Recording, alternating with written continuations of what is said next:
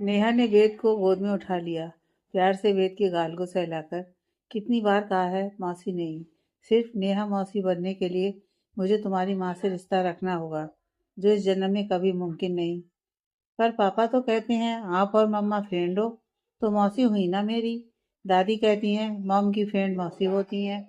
मैं फ्रेंड थी आपकी मम्मा से, मेरा अब कोई रिश्ता नहीं है। मैं तो बस आपसे मिलने आई हूँ, नेहा ने कहा और एक नज़र नन्ही को देखा और नजरें फेर ली। नेहा ने नजरें फेर ली और बेद को उठाई मेघा और राजेंद्र जी की ओर आकर उनके पैर छुए। दोनों ने आशीर्वाद दिया और शिकायत करने लगे। नेहा कितने टाइम बाद आई हो, जब से वैभव के ऑफिस से दूसरी जगह काम करने लगी हो। आती ही नहीं, हमारी याद नहीं आती क्या? नहीं, ऐसी कोई बात नहीं, बस काम की वजह से वक्त नहीं निकाल पाती। हाँ माँ, इसके पास तो वक्त ही नहीं हमसे मिलने का। बाबा ने नन्ही की ओर तिरछी नजरों से देखा, पर नन्ही का ध्यान सिर्फ नेहा पर था। पता नहीं तुम्हें क्या हो गया है नेहा, क्यों तुम ऑफिस छोड़ कर गई? ना मिलने आती हो ना बात करती हो। पूछ भी नहीं सकता, दोस्ती की कसम में बंधा हुआ हूँ, लेकिन मुझे अच्छा नहीं लगता। पिछले 2 साल से तुम दोनों बात तक नहीं करती हो एक दूसरे से। क्या हुआ? तुम दोनों की दूरी की वजह तक नहीं पता मुझे। तुम्हारी दोस्ती की कसम में ना मैं नन्ही से कुछ पूछ सकता हूँ और ना तुमसे। आज भी अगर जबरदस्ती नहीं करता, दोस्ती की कसम ना देता, तो तुम नहीं आती। अपना बिजनेस होते हुए तुम्हें बाहर जॉब नहीं करने देता मैं कभी। तुम समझती ही नहीं। मुझे इंतजार रहेगा तुम दोनों के फिर से दोस्त बनने का। जो भी गलत फहमी है वो जल्दी ख़त्म हो जाए। ऐसा कभी नहीं होगा। जो रिश्ते टूट जाते हैं वो फिर कभी नहीं बनते। जैसे एक बार शीशा टूट जाए तो जुड़कर भी दरार रह जाती है, वैसे ही हमारे रिश्ते में दरार रहेगी ही। यह दोस्ती का रिश्ता मेरे और नेहा के बीच कभी नहीं बनेगा अब। नन्ही ने गुस्से भरे स्वर में कहा। तुम्हें बोलने की जरूरत नहीं है। तुम क्या, मैं खुद तुमसे अब कोई रिश्ता नहीं रखना चाहती। दोस्त तुम जैसे हो तो दुश्मन की जरूरत नहीं पड़ेगी किसी को। नेहा ने भी गुस्से से कहा। तुम भूल रही हो इस वक्त तुम मेरे घर में खड़ी हो, और जिसको गोद में उठा रखा है वो भी मेरा बेटा है। और एक बात अच्छे से याद रखना, जिसके साथ तुम अभी आई हो वो सिर्फ तुम्हारा दोस्त नहीं, अब मेरा पति है। सब जानती हूँ मैं, ये घर, ये बेटा और वैभव तुम्हारा पति है, और तुम मिसेज वैभव व्यास हो। इस बात का घमंड तुम्हारे चेहरे पर दिख रहा है, लेकिन मुझे फर्क नहीं पड़ता, क्योंकि ये घर मेरे बचपन के दोस्त का है और वेद उसका बेटा है। और मेरी नज़र में मेरी दोस्ती बहुत मायने रखती है। शायद तुमने सुना नहीं जो वैभव ने कहा, मेरा दोस्त। नहीं नहीं, तुम्हारा पति वैभव व्यास मुझे जबरदस्ती दोस्ती की कसम देकर लाया है, और मैं यहाँ तुमसे नहीं, बेद से मिलने आई हूँ, तुम्हारा घमंड देखने नहीं। मेघा, राजेंद्र और वैभव चुपचाप खड़े सुन रहे थे और दोनों की बातों से अंदाजा लगा रहे थे। वो भी जानना चाहते थे आखिर एक दूसरे पर जान देने वाली दो दोस्त आज दुश्मन कैसे बन गईं। जैसे आप सब भी जानना चाहते हैं, सेम वैसे इनको भी नहीं पता। जब आपको पता लगेगा तभी वैभव को भी पता लगेगा। फिलहाल ये राज तो नन्ही और नेहा ही जानते हैं, या फिर नैना। दरअसल जब रास्ते में वैभव नेहा से मिला तो उसे घर लेकर आने से पहले वैभव ने मेघा जी को बता दिया था। 2 साल से नन्ही और नेहा एक दूसरे से कभी नहीं मिली थी, तो वैभव को लगा कि आमने सामने आकर कुछ तो बोलेंगी। बोला तो बहुत कुछ, लेकिन सबको समझ आए उनके झगड़े की वजह। वैसा कुछ नहीं बोला दोनों ने। वैभव भी बस मन में यही सोच रहा था कि अब पता चलेगा, अब पता चलेगा। मिल लिया बेस से, अब तो तुम जा सकती हो, और वो भी अकेले। तुम्हारे दोस्त नहीं जाएंगे तुम्हें छोड़ने। नन्ही ने टेढ़ी नज़र वैभव पर डाली तो वैभव झेंप गया। बस करो तुम दोनों, 2 साल बाद मिल रही हो और इतनी करवाहट के साथ। वेद पर क्या असर होगा इन सब बातों का? राजेंद्र जी ने कहा तो सबका ध्यान वेद पर गया। वेद खुद में ही सिमटा हुआ मेघा के पीछे छुपकर खड़ा था। नन्ही और नेहा ने एक दूसरे को देखा और नेहा वेद को मेघा जी के पीछे से निकालकर कसकर गले लगा लिया। I am sorry champ. Ved चुप था। मैं आपसे बाहर ही मिलूंगी, नेहा ने वेद का प्यार से सर सहलाते हुए कहा और उठकर चली गई। वेद मेघा जी से चिपक गया तो वो उसे रूम में ले गई। राजेंद्र जी भी अपना सरनामे हिलाकर उनके पीछे चले गए। वैभव नेहा के पीछे जाने लगा तो, आपने सुना नहीं मैंने क्या कहा? वैभव को याद आया कि नन्ही ने मना किया था नेहा को वैभव नहीं जाएगा छोड़ने। तो वैभव ने होठ दांतों में दबा लिया और एक हाथ से कान पकड़कर धीरे से सॉरी बोला। चुपचाप रूम की तरफ बढ़ गया। नन्ही कुछ देर दरवाजे की ओर देखती रही। उसकी आंखों से आंसू निकल आए, लेकिन नन्ही वो आंसू पोंछ वैभव के पीछे चली गई। वैभव रूम में पहुंच गए। मर गए वैभव, कहीं नन्ही को पता तो नहीं चल गया, वरना वो अभी इतने गुस्से में नहीं देखती। आज तो आंखों से अंगार बरस रहे थे, पर जिस काम का प्लान बनाया वो हुआ नहीं। बड़ी मुश्किल से नेहा मानी थी घर आने को, और उन दोनों की बातों से लड़ाई का रीजन पता नहीं चला, और दोनों की बहस की वजह से रिश्ते में दरार और बढ़ गई। क्या बड़बड़ा रहे हैं अकेले अकेले? वैभव ने चौंक कर पीछे देखा तो नन्ही को देख वो मन में, कहीं नन्ही ने सुना तो नहीं होगा। हे भगवान, बचा लो जालिम पत्नी से, मैंने कुछ नहीं सुना। लेकिन आप कब तक छुपा सकती हैं, ये मैं बता सकती हूँ। हे, क्या छुपाया मैंने? कुछ भी तो नहीं, वैभव अटक अटक कर बोल रहा था, जिससे नन्ही के चेहरे पर हल्की सी मुस्कान बिखर गई। वही जिस बात की वजह से वैभव व्यास जो निडर बेधड़क कुछ भी बोल देते हैं, उनको आज उनकी दोस्त नहीं पत्नी के आगे हकलाकर बोलना पड़ रहा है। नहीं, मैं नहीं हकला रहा। मैं जानती हूँ आज जो भी हुआ आपका प्लान था। वैभव ने हैरानी से नन्ही की ओर देखा, फिर नजरें नीचे कर ली। तुम्हें कैसे पता?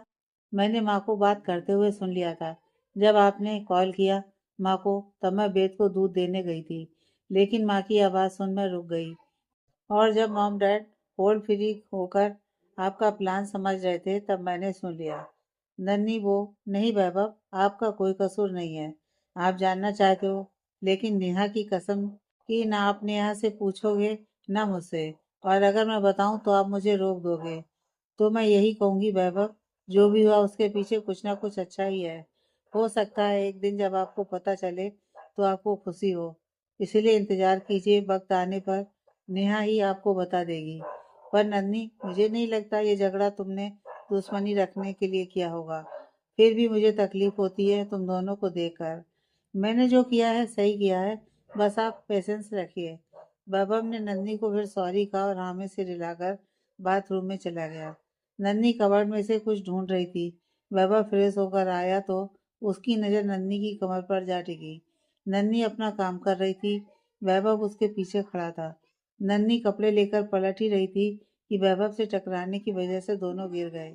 नन्ही के हाथ में पकड़े हुए कपड़े वैभव के मुंह पर थे, और नन्ही का हाथ वैभव के सीने पर। वैभव ने दोनों हाथों से नन्ही की कमर को पकड़ रखा था। नन्ही ने एक हाथ से वैभव के मुंह पर पड़े कपड़े हटाए। दोनों की नजरें आपस में टकरा गईं। दोनों एक दूसरे की आंखों में देख रहे थे। नन्ही को अपने इतने करीब देख वैभव के दिल में तूफान उठ गया। नन्ही वैभव की आंखों में खोई सी बस एकटक वैभव को देख रही थी। वैभव ने पलटकर नन्ही को पलटकर नीचे किया और खुद उसके ऊपर आ गया। नन्ही अभी भी वैभव के चेहरे में खोई सी उसे ही देख रही थी। वैभव ने धीरे से अपने होठ नन्ही के होठों के करीब किए। वैभव की गर्म सांसें नन्ही को पिघला रही थीं। मदोसी में नन्ही की आंखें बंद हो गईं और मुट्ठियां कस गईं। वैभव ने नन्ही की बंद आंखों को सहमति समझ उसके गले पर होंठ रख किस करने लगा। नन्ही ने चेहरा दूसरी ओर कर लिया। वैभव के होंठ नन्ही के गले से होते हुए उसके कानों तक पहुंच गए। फिर धीरे से वैभव ने नन्ही का चेहरा अपने हाथ से अपनी तरफ किया और अपने होठ नन्ही के होठों के पास लेकर गया। नन्ही ने कसकर अपनी आंखें बंद कर रखी थीं। वैभव नन्ही के ऊपर से हटा और नन्ही को उठाकर बेड पर ले आया और अपनी टी शर्ट उतारकर एक साइड रखी। नन्ही अभी भी आंखें बंद किए थी। वैभव के हाथ नन्ही के पेट पर हरकत कर रहे थे। नन्ही बस चुपचाप लेटी वैभव के स्पर्श को महसूस कर रही थी। वैभव ने नन्ही के ऊपर झुककर उसके पेट पर अपने होंठ चलाने लगा। नन्ही कांप रही थी। फिर नन्ही के साड़ी का पल्लू हटाया। नन्ही की आंखों के किनारों से आंसू बहने लगे। वैभव ने बहते आंसू देखे और नन्ही की साड़ी का पल्लू वापस ठीक करके उसके ऊपर से हट गया। नन्ही ने आंखें खोल दी। वैभव ने साइड में पड़ी अपनी टी शर्ट उठाई और पहनने लगा। नन्ही उठकर बैठ गई और वैभव को टी शर्ट पहनते देख उसने वैभव का हाथ थाम लिया। नहीं नन्ही, तुम अभी भी सहज नहीं हो मेरे साथ। तुम कितना भी मजबूत बनने की कोशिश करो, लेकिन तुम्हारा डर, तुम्हारे आंसू सब राज खोल देते हैं। तुम असहज हो मेरे साथ। मैं बस यही देखना चाहता था, और आज तुमने फिर साबित कर दिया। तुम आज भी अतीत के साए में हो। डर है तुम्हारे मन में आज भी। नहीं वैभव, ये हक है आपका। पत्नी हूँ आपकी, और आप अपना हक ले सकते हैं। हक नहीं, मोहब्बत है नन्ही। तुम किस हक की बात कर रही हो? मोहब्बत है वैभव, लेकिन आप तो जानते हैं ना, लड़कियां पहल नहीं करती। मेरा पत्नी दर्द निभाना फर्ज है, और आप कब तक दूर रहोगे? कितना सब्र रखेंगे आप? प्लीज वैभव, आज मत रोको आप खुद को। जानता हूँ, लेकिन हक से नहीं, मोहब्बत से करीब आना चाहता हूँ। ये मिलन जिस्मों का नहीं, रूह से हो, मैं ये चाहता हूँ। जब ये मिलन हो तो तुम डरकर आंखें बंद ना करो। जब मैं तुम्हारे करीब आऊं तब तुम शर्म से मेरे सीने में छुप जाओ, और मैं तब तक सब्र रखूंगा जब तक तुम खुद मुझसे मोहब्बत करो। पहल तुम करो। वैभव ने कहा और दूसरी ओर जाकर लेट गया। नन्ही वैभव को देखकर मन में, कैसे कर लेते हैं इतना सब? कोई इतनी मोहब्बत कैसे कर सकता है? वैभव, मैं तो आपके लायक भी नहीं, फिर भी आपने मुझे अपना लिया। वेद को पिता का प्यार दिया, और मैं अपना पत्नी धर्म नहीं निभा पा रही। जब आप करीब आते हैं मैं रोक नहीं पाती खुद को। खो जाना चाहती हूँ मैं भी आपकी मोहब्बत में, लेकिन जो जख्म लगे हैं वो सामने आ जाते हैं। नन्ही अपनी ओर पीट करके सोए वैभव को देखती रही। कुछ देर बाद वो भी दूसरी ओर पलट कर सो गई। सुबह नन्ही उठी, वैभव को सोते हुए देख वो बाथरूम में गई और नहाकर तैयार होकर वैभव के उठने से पहले नीचे चली गई। नन्ही के जाते ही दरवाजा बंद होने की आवाज पर वैभव उठ गया। वैभव मन में, मैं जानता हूँ नन्ही, रात को मैंने जो भी किया गलत था, पर पति हूँ, कब तक सब्र रखूं? तुम्हारे सामने तो कह देता हूँ सब्र है मुझ में, लेकिन तुम्हें देखते ही होने लगता हूँ तुम में। एक मर्द हूँ, लेकिन हवस नहीं, मोहब्बत चाहता हूँ, और मुझे यकीन है जल्दी तुम मेरे सीने में सिमटने लगोगी। फिर एक प्यारी सी मुस्कान के साथ वैभव बाथरूम में चला गया। नन्ही किचन में गई, लेकिन काम नहीं कर पाई। मेड ने उसे बाहर भेज दिया। नन्ही बाहर आकर मेघा के पास बैठ गई। क्या हुआ नन्ही? मेघा ने नन्ही का मुरझाया चेहरा देखकर पूछा। कुछ नहीं माँ, नन्ही ने उदासी से कहा। तो तुम उदास क्यों हो? माँ देखिए ना, बाबा मुझे कुछ काम नहीं करने देते। सारा दिन मैं बोर होती हूँ। घर के सभी नौकरों से कह रखा है मुझे कोई काम ना करने दे, सब उनका साथ देते हैं। अच्छा, ये तो अच्छी बात है। जब घर में इतने नौकर हैं तो तुम काम क्यों करोगी? मेघा ने नन्ही के गाल सहलाकर कहा। माँ, आप भी उनकी साइड हो? नहीं, मैं तो तुम्हारी साइड हूँ। पर वैभव कहाँ गलत है बेटा? वो चाहता है तुम बाहर निकलो। खुद को कैद करने से कुछ हासिल नहीं होगा। मेघा ने कहा। यही तो मैं समझाकर थक गया हूँ, पर कोई मेरी बात मानता ही नहीं है। वैभव ने सीढ़ियाँ उतरते हुए कहा, और डाइनिंग टेबल पर आ गया। नन्ही और मेघा जी भी आकर बैठ गए। तभी राजेंद्र जी भी वेद के साथ पार्क से वापिस आ गए। सभी नाश्ता करने लगे। वैभव मेघा से, मम, आज रात मेरे क्लाइंट के घर पार्टी है, हमें जाना है। फैमिली पार्टी है, इसलिए वो सब बेद से मिलना चाहते हैं, मेरी वाइफ से मिलना चाहते हैं। नन्ही तो जाएगी नहीं, इसलिए आप और पापा चलेंगे वेद के साथ। वैभव ने नाश्ता खत्म कर उठते हुए कहा। हाँ, क्यों नहीं, मैं और वेद और तेरे पापा तैयार रहेंगे, मेघा ने कहा। वैभव ऑफिस की फाइल ली और निकलने लगा, तो नन्ही की आवाज़ पर उसके कदम थम गए। मैं भी चलूंगी आपके साथ रात को पार्टी में, नन्ही ने कहा, तो वैभव को लगा वो कोई सपना देख रहा है। मेघा जी और राजेंद्र जी ने भी हैरानी से नन्ही को देखा। मम, मुझे पिंच करो, वैभव ने मेघा से कहा। क्या? क्या कहा तुमने नन्ही? वैभव नन्ही को दोनों बाजू से पकड़कर, जो उसने नन्ही से सुना, उसे दोबारा सुनकर उस पर यकीन करना चाह रहा था। नन्ही ने वैभव के गाल पर हाथ रखकर कहा, क्या आज रात को आपके साथ आपके दोस्त के घर पार्टी में मैं भी चल सकती हूँ? मेघा और राजेंद्र जी एक दूसरे को देखकर मुस्कुरा दिए। वैभव ने हाँ में सिर हिलाकर नन्ही को गले से लगा लिया। यह कोई पूछने की बात है नन्ही, तुम जरूर आ सकती हो मेरे साथ, वैभव ने नन्ही पर बाएं कसते हुए कहा। राजेंद्र जी के खांसने की आवाज पर दोनों अलग हुए। वैभव जाते हुए नन्ही से, तुम तैयार रहना, रात को मिलता हूँ। नन्ही ने हाँ में सिर हिला दिया। वैभव और राजेंद्र जी तैयार होकर ऑफिस चले गए। वेद को मेड रूम में ले गई मेघा जी नन्ही से, मैं बहुत खुश हूँ, और नन्ही के सर पर हाथ फेरकर रूम में चली गई। रात का वक्त। नन्ही तैयार होकर नीचे हॉल में आ गई। मेघा जी को बैठे देख, माँ, आप तैयार नहीं हुई, वैभव आते होंगे। तभी वैभव अंदर आया। वैभव ने नन्ही को देखा तो वो पलकें झपकाना भूल गया। ब्लैक कलर की साड़ी में नन्ही का गोरा रंग चमक रहा था। एक हाथ में वॉच, दूसरे में सिल्वर कलर की दो चूड़ियां, खुले बाल आगे की तरफ कर रखे थे। कानों में छोटे छोटे डायमंड की इयररिंग्स, वैभव का दिल धड़क उठा। नन्ही ने वैभव को खुद को देखते पाया तो वो झेप गई। मेघा जी वैभव से, बस कर, नजर लगाएगा क्या? वैभव ने मेघा जी की तरफ देखा और हंस दिया। मम, आप रेडी नहीं हुई? पापा और वेद कहाँ है? वेद सो गया और तेरे पापा जरा थक गए हैं और मेरे सर में दर्द है, तुम दोनों जाओ। मेघा जी ने वैभव को देखकर एक आंख दबा दी। वैभव समझ गया कि मम नन्ही और उसे अकेले भेजना चाहती हैं।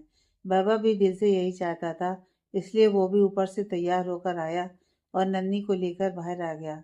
गाड़ी का डोर खोलकर उसने नन्ही को बैठाया और खुद ड्राइविंग सीट पर बैठ गया। नन्ही सामने देख रही थी और वैभव नन्ही को।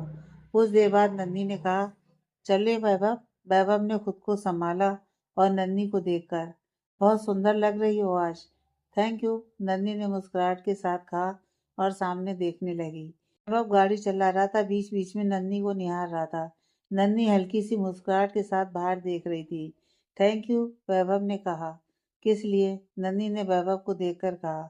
मेरे साथ आने के लिए, मेरी बात मानने के लिए, वैभव ने ड्राइविंग करते हुए कहा। हाँ, मैं बोर नहीं हो सकती ना, इसलिए। कोई काम तो करने नहीं देते। वैभव हल्के से हंस पड़ा। सॉरी वैभव, बहुत परेशान करती हूँ ना आपको। मैं भी दुनिया का सामना करना चाहती हूँ, पर हिम्मत नहीं होती। लेकिन आज हिम्मत करके आई हूँ। आप मेरे साथ रहना। मैं तो हमेशा से तुम्हारे साथ हूँ। नन्ही ने वैभव की बाह पर सर रख दिया। वैभव मुस्कुराकर ड्राइविंग कर रहा था। कुछ देर बाद दोनों की गाड़ी पार्टी हॉल के बाहर रुकी। दोनों गाड़ी से बाहर आए तो नन्ही ने वैभव का हाथ कसकर थाम लिया। नन्ही 4 साल बाद घर से बाहर निकली थी। वैभव ने नन्ही का डर समझते हुए कहा, वो मर गया है नन्ही, वो वापस नहीं आ सकता। तुम जीना नहीं छोड़ सकती, मैं हूं ना, चलो। वैभव ने नन्ही की बाह पर हाथ रखा और दोनों अंदर पार्टी में आ गए। हाल बहुत ही सुंदर सजा था। रंग बिरंगी लाइट, फूल सब जगह से महक आ रही थी। पार्टी में बहुत सारे लोग होने की वजह से नन्ही अपने पांव पीछे लेने लगी। वैभव ने कसकर नन्ही को थाम लिया और आंखों के इशारे से कहा, मैं हूं ना। नन्ही ने भी पलक झपकाकर सहमति जताई और वैभव नन्ही को लेकर आ गया। वैभव का दोस्त उन्हें देखकर उनके पास आया। नन्ही भी उससे मिली और वो दोनों को पार्टी एंजॉय करने को बोलकर बाकी गेस्ट को अटेंड करने चला गया। म्यूजिक चल रहा था। वैभव ने डांस करने के लिए नन्ही की ओर हाथ बढ़ाया तो नन्ही ने अपना हाथ उसके हाथ में दे दिया।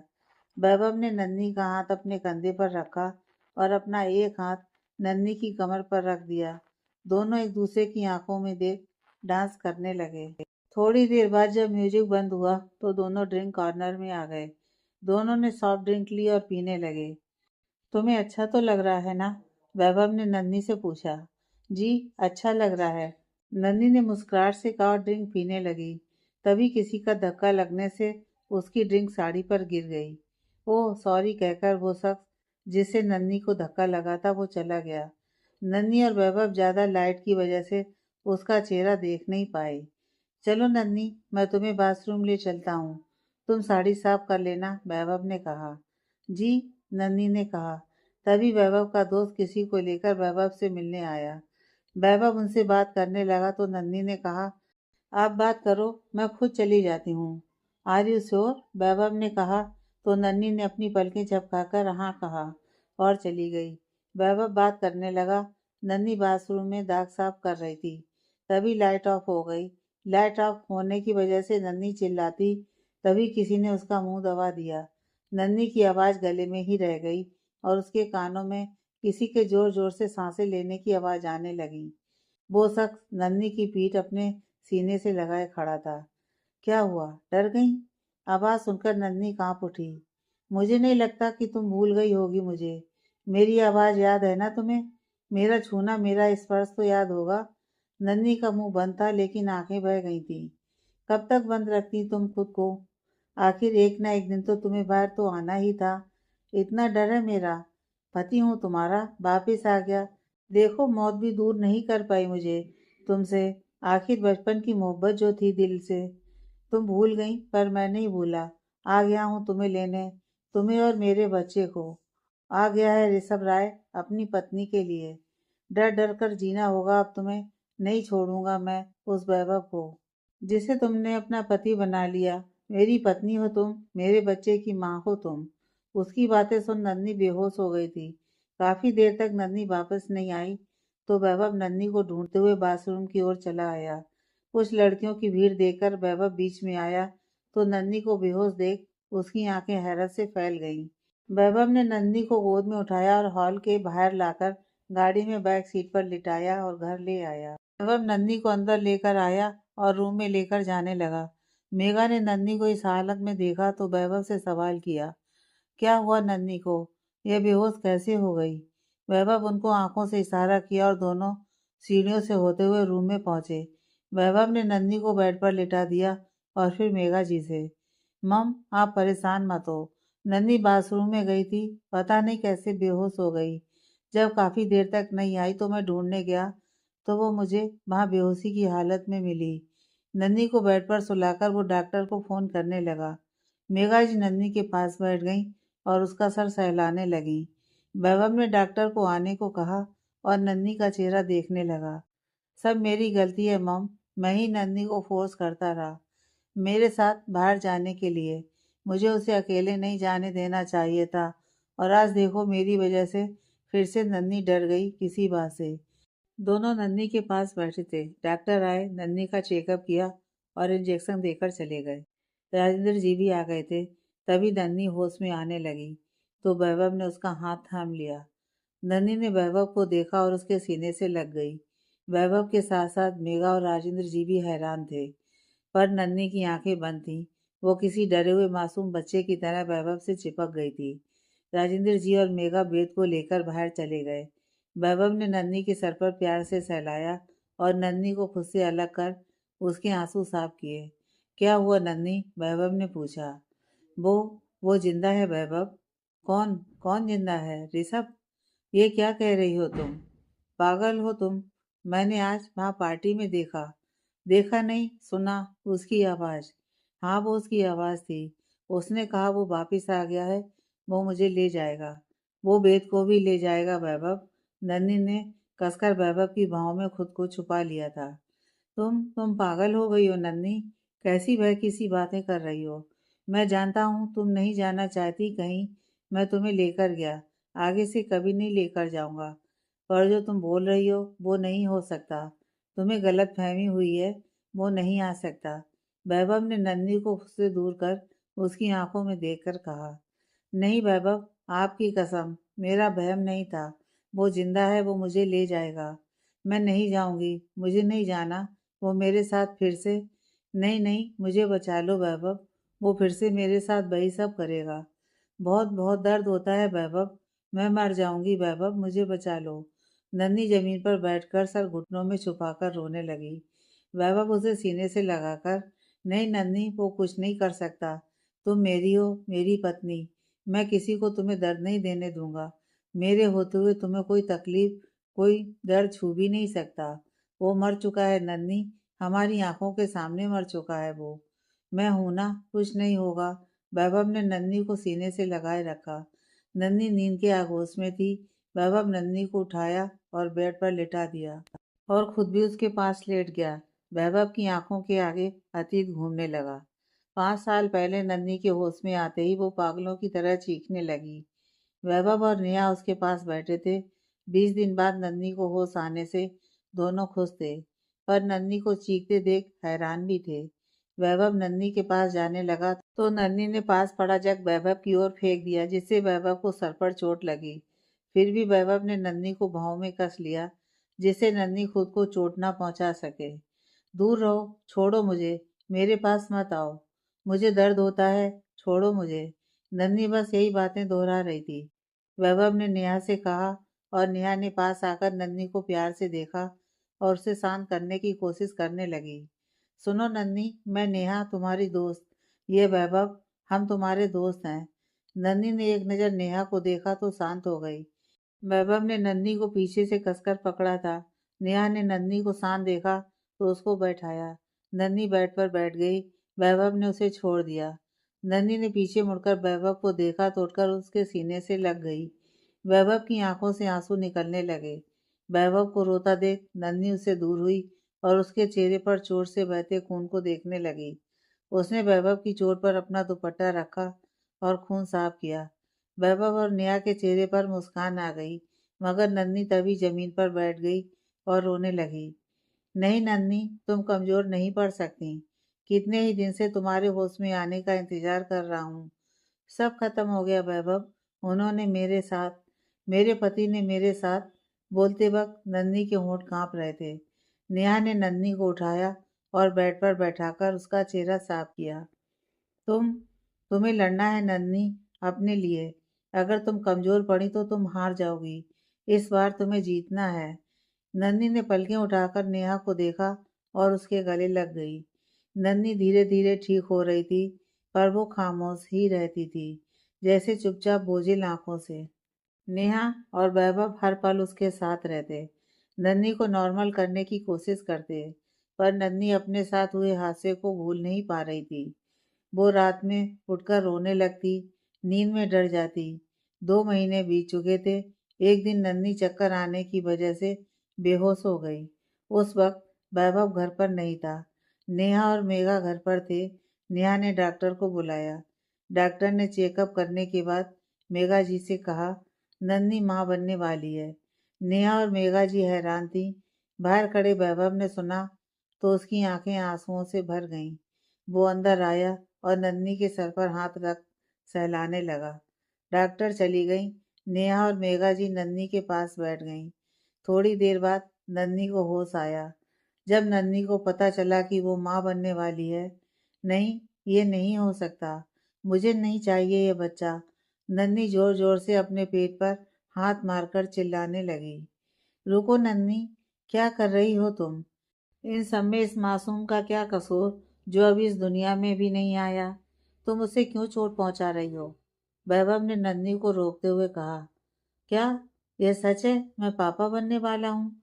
दरवाजे पर खड़े ऋषभ ने कहा तो नन्ही उठकर वैभव के पीछे छिप गई। तुम तुम यहाँ क्यों आए हो? वैभव ने नन्ही को नेहा के पास छोड़ा और ऋषभ के पास आकर कहा, मैं यहाँ नहीं आऊंगा तो कौन आएगा? पिता बनने की खबर मुझे यहाँ खींच लाई। डॉक्टर आई थी तुम्हारे घर में। मेरी पत्नी से कौन कौन मिलता है, क्यों मिलता है, एक एक पल की खबर होती है मुझे, इसलिए खबर मिलते ही चला आया। फिर नन्ही की तरफ जाकर, चलो नन्ही, मैं तुम्हें लेने आया हूँ। अपनी पत्नी और अपने होने वाले बच्चे की माँ को लेने आया हूँ। नन्ही नेहा के पीछे थी। उसके हाथ पैर कांप रहे थे। उसने नेहा का हाथ कसकर पकड़ रखा था। पसीने से तर नन्ही ऋषभ की ओर देख भी नहीं रही थी। वैभव ने नन्ही की हालत देखी तो ऋषभ को धक्का देकर उसके सामने आ गया। तुम्हें कहा था ना मैंने, यहाँ मत आना। फिर भी तुम आए, पर तुम्हें जाना होगा यहाँ से। नन्ही नहीं जाएगी तुम्हारे साथ। क्यों? क्यों नहीं जाएगी? मैं उसे लेकर जाऊंगा। तुम तो क्या, दुनिया की कोई ताकत मुझे नहीं रोक सकती। हटो सामने से। ऋषभ ने वैभव को धक्का दिया और नन्ही को खींचकर अपने सामने किया। नन्ही डर के मारे चीखने लगी तो वैभव ने ऋषभ की पकड़ से नन्ही को छुड़ाया और उसे मारने लगा। ऋषभ जमीन पर गिर गया। तभी रीना जी और शिव जी आ गए, जिन्हें मेघा जी ने फोन करके बुलाया था।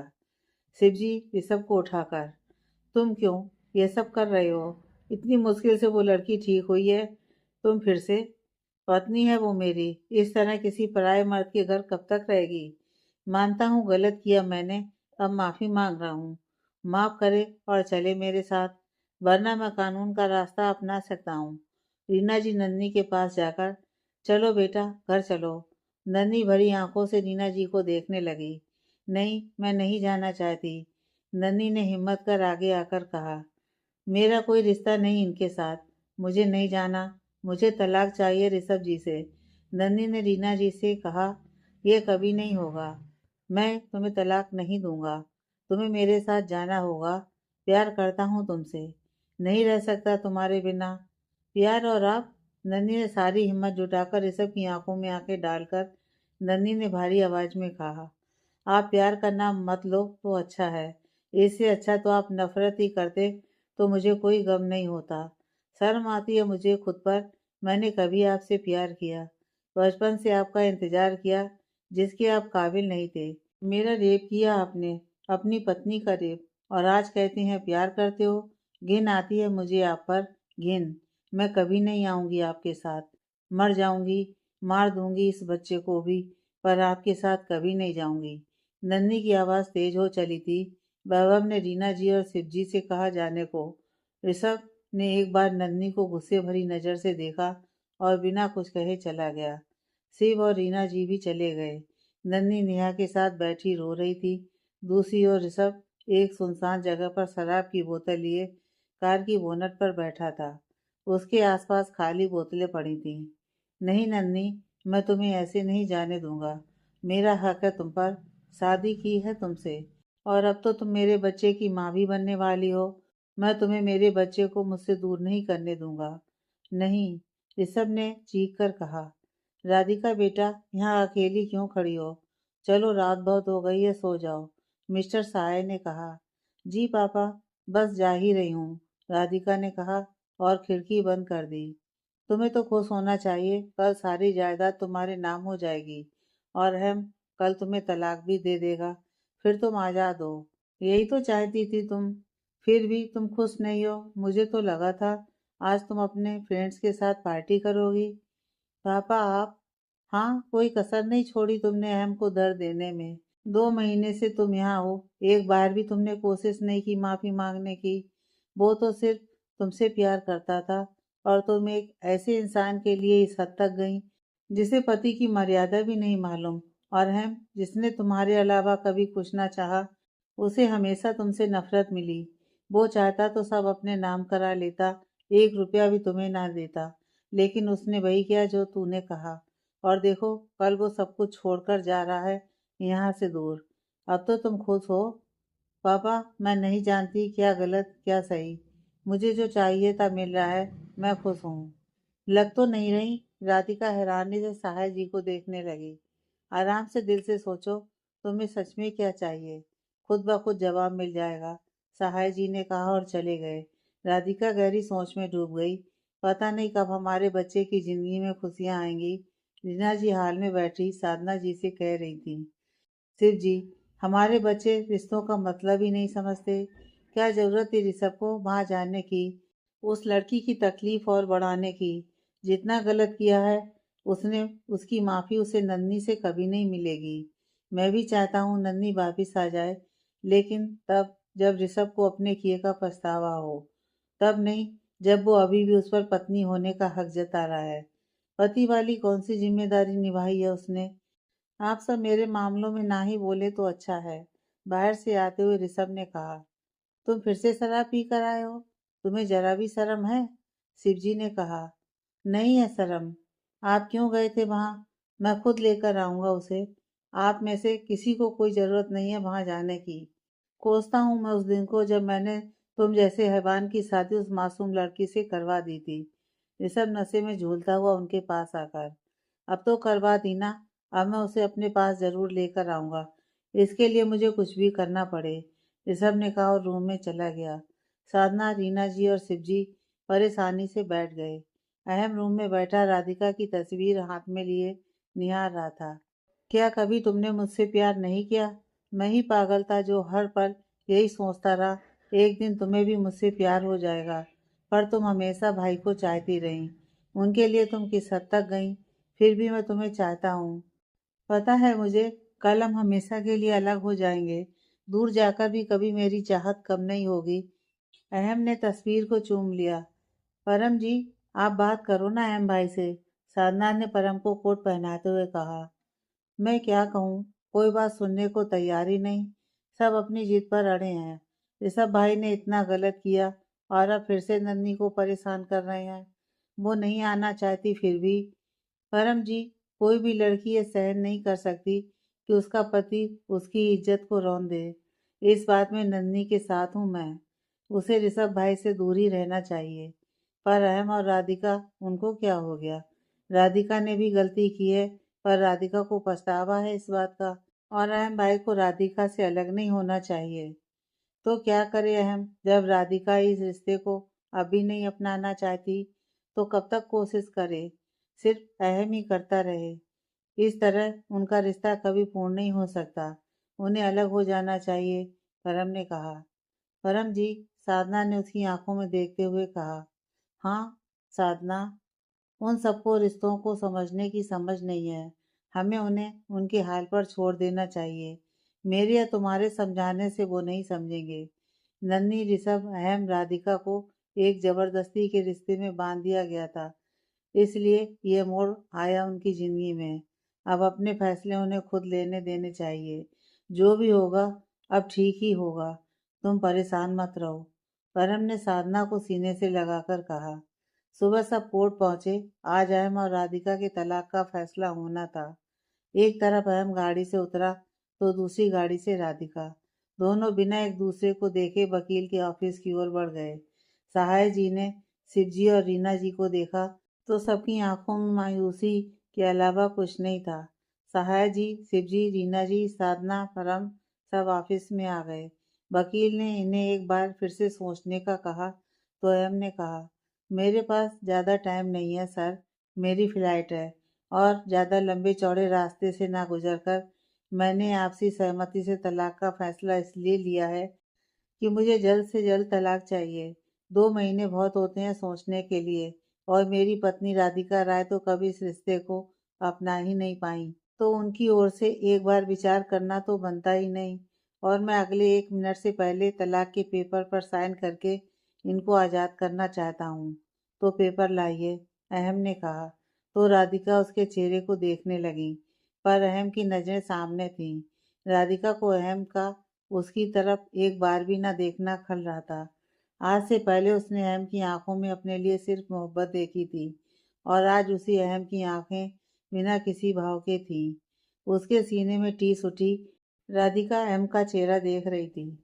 सर, आप प्रॉपर्टी के पेपर दीजिए, मैं साइन करूं, अहम ने कहा। वकील ने पेपर अहम के सामने कर दिए। अहम ने पेन लिया और साइन कर दिए, और फिर साया जी की ओर देखकर, पापा, मेरा मतलब सर, आपने अपनी वसीयत जो मेरे नाम की थी, वो आज मैं आपकी बेटी राधिका सहाय के नाम करता हूँ। साइन करने के बाद उसने पेपर राधिका की ओर कर दिए। राधिका पेपर को हाथ में लेकर देखने लगी। यह है आप दोनों के तलाक के पेपर। आपने प्रॉपर्टी के पेपर पर साइन कर सब कुछ इनके नाम कर दिया। अब इन पर आप दोनों साइन कर इस रिश्ते से भी आज़ाद हो जाएं। वकील ने कहा और पेपर दोनों के आगे कर दिए। राधिका ने अहम की तरफ देखा, पर अहम इस बार भी सामने ही देख रहा था। अहम ने पेन लिया और साइन करने लगा। एक पल के लिए उसके हाथ रुक गए, पर दूसरे ही पल उसने गहरी सांस ली और साइन कर दिए। राधिका की आंखों के एक ओर से आंसू की बूंद निकल आई। राधिका ने पेपर अपनी ओर किए और साइन करने को पेन उठाया। उसने एक बार अपने पापा की ओर देखा, जो बेबस से खड़े थे। फिर उसने रीना जी और शिवजी की ओर देखा, जिनकी आंखें नम थीं। राधिका ने गहरी सांस भरते हुए अहम की ओर देखकर कहा, सर, मैं अपने पति अहम राय से एक बार अकेले में बात करना चाहती हूँ। अहम ने चौंक कर राधिका की तरफ देखा। उसे समझ में नहीं आ रहा था कि वो कैसे रिएक्ट करे। आज पहली बार राधिका के मुंह से खुद के लिए पति का संबोधन सुना था, वो भी तब जब वो उससे अलग होने के लिए तलाक के पेपर पर साइन कर चुका था। उसने हाँ में सिर हिलाकर कहा, ठीक है।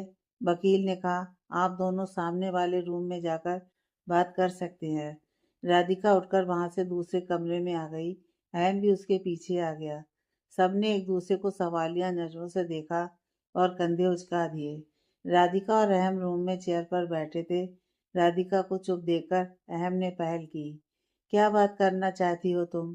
तुमने तलाक के पेपर पर साइन कर दिए। जब से आए हो एक बार भी मेरी तरफ नहीं देखा। क्यों? इन सब बातों का मतलब तुमसे पूछ रही हूँ मैं। तुम यही तो चाहती थी, मुझसे दूर होना। तो आज अगर मैंने पहल कर दी, तुम्हें तो खुश होना चाहिए। तुम जो चाहती थी वही हो रहा है। तुम सारी जायदाद की मालकिन हो और अपने तरीके से अपनी जिंदगी जी सकती हो। मेरा तुम्हें देखना ना देखना कब मायने रखने लगा तुम्हारे लिए? हाँ, चाहती थी मैं तुमसे अलग होना। नहीं रहना चाहती थी तुम्हारे साथ। मेरी मर्जी के बिना शादी हुई थी हमारी। तुम कहना क्या चाहती हो? मुझे कुछ समझ नहीं आ रहा। तुम जो चाहती थी वही तो हो रहा है। अब चलो, चलकर साइन करो। मेरी फ्लाइट है, मुझे निकलना है यहाँ से। तुम रह लोगे मेरे बिना? अकेले चले जाओगे? तुम तो बहुत प्यार करते थे मुझसे। अब इन बातों का क्या फर्क पड़ता है? प्यार मैं करता था, तुम नहीं। तुम तो आज़ादी चाहती थी जो तुम्हें मिल रही है। मैं रह लूँगा, जब तुम साथ थी तब भी अकेला ही था मैं। तुमने तो भाई को चाहा, उनके लिए हद पार कर दी। अब मुझे अकेले रहने की आदत है। तुम जो चाहती थी वही कर रहा हूँ। पर मुझे आज कुछ अच्छा नहीं लग रहा है। तुम्हारा मेरी तरफ ना देखना मुझे अच्छा नहीं लग रहा। हैरानी भरे भाव से राधिका की ओर देखने लगा। राधिका सर झुकाए खड़ी सब बोल रही थी। मुझे नहीं अच्छा लग रहा। तुम्हारा पेपर पर साइन करना नहीं अच्छा लग रहा। तुम्हारा मुझे खुद से अलग करना नहीं अच्छा लग रहा। तुम मुझसे प्यार करते ही नहीं थे, वरना इतनी जल्दी नहीं होती तुम्हें मुझसे अलग होने की। राधिका की आंखें बरस रही थीं। अहम बस सामने खड़ी राधिका को देख रहा था। नहीं करते ना मुझसे मोहब्बत? राधिका ने भरे गले से कहा। अहम राधिका के करीब आया तो राधिका दूर हो गई। नहीं, अब नहीं। साइन करने से पहले एक बार भी नहीं सोचा कि क्या मैं रह पाऊंगी? तुम चले जाओगे मुझसे दूर। लंदन जाने का फैसला कर लिया। ये भी ना याद रहा मेरे पापा ने मेरी जिम्मेदारी सौंपी थी तुम्हें। मैं नादान हूँ, अब तक नहीं समझी तुम्हारी मोहब्बत को। पर इसका मतलब यह नहीं कि तुम मुझे खुद से दूर कर दो। 2 महीने से इंतजार कर रही थी तुम्हारा। तुमने क्या किया? वकील भेज दिया घर पर। सारी जायदाद मेरे नाम कर दी। तुम्हें पता है मैं जिद्दी हूँ। तुम मना लेते, मुझे एक थप्पड़ लगाते, अपनी बाहों में भर लेते, एक बार हक तो जताते। पर नहीं, तुम्हें तो मुझसे भी ज्यादा जल्दी है मुझे छोड़ने की। राधिका रोते हुए बोल रही थी। अहम फिर से उसके करीब गया तो राधिका ने अपने हाथ उसके सीने पर रख उसे धकेल दिया।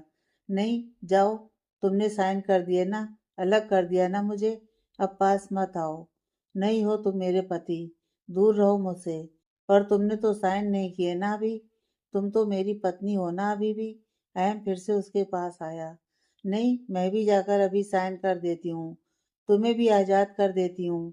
नहीं रहूंगी फिर मैं भी तुम्हारी पत्नी। राधिका अहम को साइड कर बाहर जाने लगी तो अहम ने उसकी बांह पकड़कर रोक लिया और कहा, प्यार करती हो पर प्यार का इजहार भी करना नहीं आता? हाँ, नहीं करना आता, क्योंकि आदत नहीं। हमेशा तुम ही करते आए हो इजहार, और आगे भी तुमसे ही चाहती हूँ। मैं सिर्फ मोहब्बत कर सकती हूँ, इजहार नहीं। छोड़ो मुझे। राधिका फिर छूटकर जाने लगी तो अहम ने उसे खींचकर सामने खड़ा किया और दोनों हाथों से उसका चेहरा थाम कर उसके होठों पर होठ रख दिए। राधिका की आंखें अपने आप बंद हो गईं। बाहर खड़े साधना और परम जो उन्हें बुलाने आए थे, उनकी बातें सुन बाहर ही खड़े थे। उन्होंने अहम की हरकत पर एक दूसरे को देखा, फिर मुस्कुराहट के साथ वापस चले गए। अहम और राधिका उन दोनों से अनजान होठों में होठ डालकर प्यार का इजहार कर रहे थे। बहुत देर तक अहम ने राधिका को प्यार जताया। राधिका ने अहम को धक्का दिया। अहम ने राधिका को सवालिया नजरों से देखा तो राधिका ने कहा, अपनी जिद्दी सी राधिका को छोड़कर जाने का सोचा तो मार दूंगी तुम्हें। अहम हल्के से हंसा और अपनी शर्ट की आस्तीन से होठों को साफ करके राधिका को गले लगा लिया। राधिका की बाहें भी उसकी पीठ पर कस गईं। दोनों बाहर आए। बाहर कोई नहीं था। साधना परम ने सबको अंदर दोनों की बातें बताई किसके अलावा, और सबको साथ ले गए। वकील ने उनके सामने तलाक के पेपर को फाड़कर फेंक दिया। दोनों मुस्कुराकर बाहर आए और गाड़ी में बैठ गए। अहम ने सीट बेल्ट लगाई और राधिका को भी लगाने का इशारा किया। राधिका से जब सीट बेल्ट नहीं लगी तो अहम ने उसकी सीट बेल्ट बांधने के लिए हाथ बढ़ाया। राधिका के इतने करीब होकर अहम उसे किस करने ही वाला था कि राधिका ने उसे धकेलते हुए कहा, बस बस, ज्यादा हो रहा है, मैं कर लूंगी। बड़े आए, हटो। अहम हैरानी से राधिका को देखने लगा। राधिका सीट बेल्ट लगाकर अहम की तरफ मुड़ी। क्या? क्या ज्यादा फिल्मी होने की जरूरत नहीं। पता है ना जिद्दी हूँ। अहम हंस दिया। राधिका उसके होठों पर अपने होठों से हल्के से छूकर पीछे हट गई। अहम की आंखें नम हो चली थीं। उसने गाड़ी स्टार्ट की और घर चल दिया। राधिका और अहम घर पहुंचे। घर पर कोई नहीं था। अहम ने आवाज दी पर किसी का कोई जवाब न मिलने पर दोनों अपने रूम में चले गए। रूम में पहुंचकर दोनों ने एक दूसरे को हैरानी से देखा। फिर रूम की सजावट देख दोनों के चेहरे खिल गए। अहम ने दरवाजा बंद किया और राधिका को पीछे से जकड़ उसके कंधे पर चेहरा टिका दिया। रात नहीं है, दिन है। छोड़ो मुझे। राधिका ने अहम के हाथ अपनी कमर से हटाते हुए कहा। रूम को देखकर तो नहीं लग रहा कि दिन है, मुझे तो रात जैसा ही फील हो रहा है। अहम ने फिर से राधिका को करीब करके कहा। हटो अहम, कोई आ जाएगा। तुम लड़कियां भी ना, जब पता है दरवाजा बंद है अंदर से, फिर कैसे कोई आ जाएगा? अहम ने राधिका को अपनी ओर घुमाकर कहा। राधिका की नजरें झुक गईं। मुझे नहीं पता था कि तुम शर्मा भी सकती हो। राधिका के होठों पर मुस्कुराहट आ गई। उसने अहम की शर्ट पकड़कर अपना चेहरा अहम के सीने में छुपा लिया। अहम ने उसे बाहों में उठाया और पलंग पर ले गया। राधिका की आंखें बंद थीं। अहम ने उसके ऊपर झुककर राधिका के होठों को अपने होठों की गिरफ्त में ले लिया। दोनों एक दूसरे में खोकर अपनी मोहब्बत को मुकम्मल कर रहे थे। नन्ही, दरवाजा खोलो, वैभव बाहर से चिल्ला रहा था।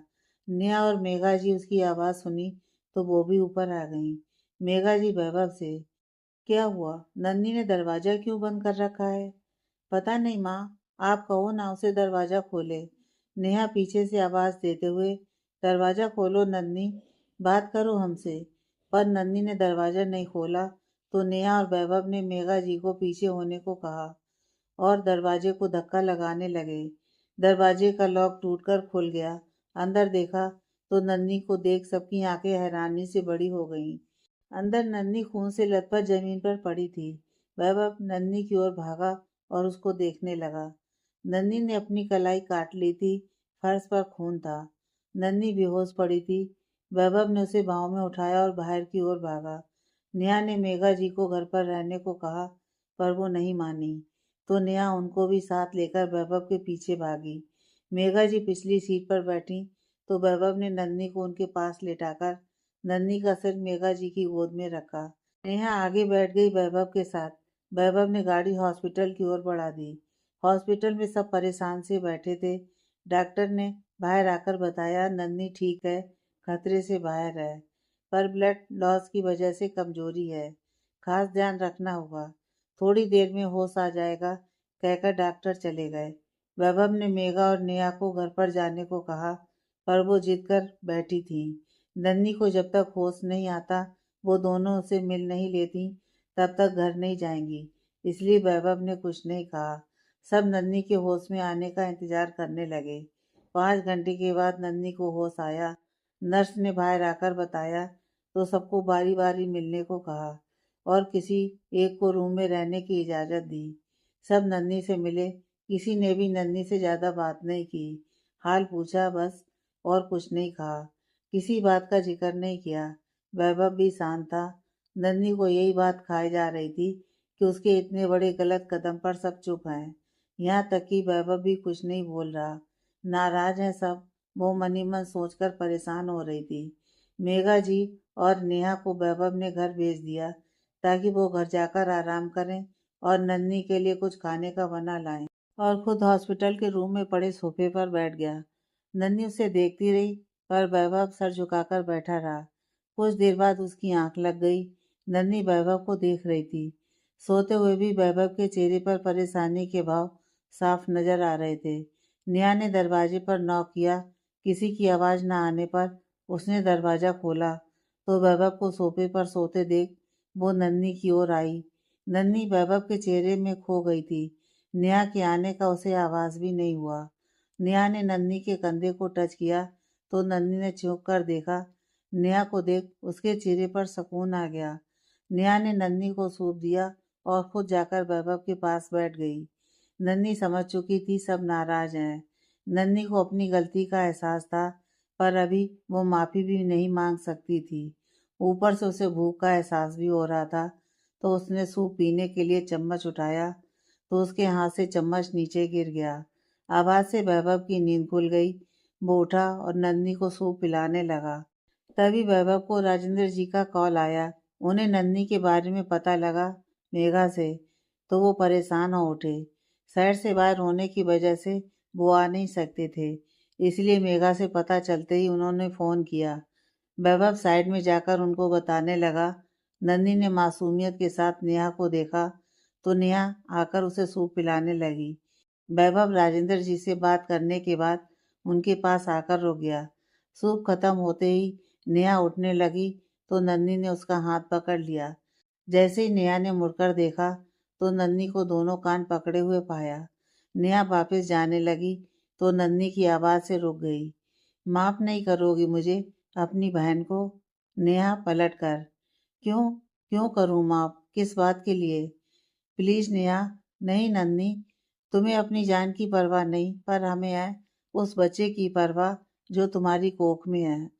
तुम अपनी नहीं, उसकी जान लेने चली थी, जिसका कोई कसूर नहीं। वैभव, तुम भी नहीं करोगे माफ़? मैं कौन होता हूँ तुम्हें माफ़ करने वाला? तुम अपनी ज़िंदगी के फैसले ले सकती हो, पर कम से कम उस जान का तो सोचो जिसने अभी दुनिया में कदम भी नहीं रखा। किसी के गुनाह की सज़ा तुम उसे नहीं दे सकती। मैं नहीं देना चाहती सज़ा, पर इस बच्चे की वजह से वो मुझे ले जाएंगे और मैं उनके साथ नहीं जाना चाहती, इसलिए मैं बहुत डर गई थी। मुझे कुछ समझ नहीं आया। नन्ही ने रोते हुए कहा, तो उसकी सज़ा तुम इस नन्ही सी जान को दे दोगी? नेहा ने चिल्लाकर कहा। नहीं नेहा, मुझे समझ आ गया है कि मेरे बच्चे की कोई गलती नहीं। इसमें मैं उसे सज़ा नहीं दूंगी। मैं इसे जन्म दूंगी और इस सब से बहुत दूर ले जाऊंगी। चली जाऊंगी कहीं दूर। नन्ही ने रोते हुए कहा। हाँ नन्ही, हम दूर चले जाएंगे, बहुत दूर। तुम, मैं और हमारा ये बच्चा। तुम्हारी बहन, तुम्हारी दोस्त नेहा है ना तेरे साथ? बस तू कभी अपनी जान लेने की मत सोचना। पता है तुझे मैं कितना डर गई थी। मेरा कोई नहीं था, ना माँ, ना पापा, ना भाई, ना बहन। तू मिली तो मुझे एक बहन मिली, वैभव जैसा दोस्त मिला। मैं नहीं रह सकती तुम दोनों के बिना, नेहा ने नन्ही को गले लगाकर कहा। हाँ, और मैं भी नहीं रह सकता तुम दोनों के बिना, वैभव ने भी उन्हें हक करके कहा। तीनों दोस्त एक दूसरे के गले लगकर रो रहे थे। तुम दोनों ने मुझे माफ कर दिया ना? नन्ही ने दोनों को बारी बारी देखकर पूछा। नहीं, पहले तुम वादा करो, दोबारा ये सब कभी नहीं करोगी। खुद को चोट पहुंचाने का ख्याल भी कभी अपने दिमाग में नहीं आने दोगी। नेहा ने हाथ आगे करके कहा तो नन्ही ने उसके हाथ पर हाथ रखकर कहा, वादा। वैभव ने भी उनकी हथेलियों पर अपना हाथ रख दिया। आगे की कहानी नेक्स्ट पार्ट में।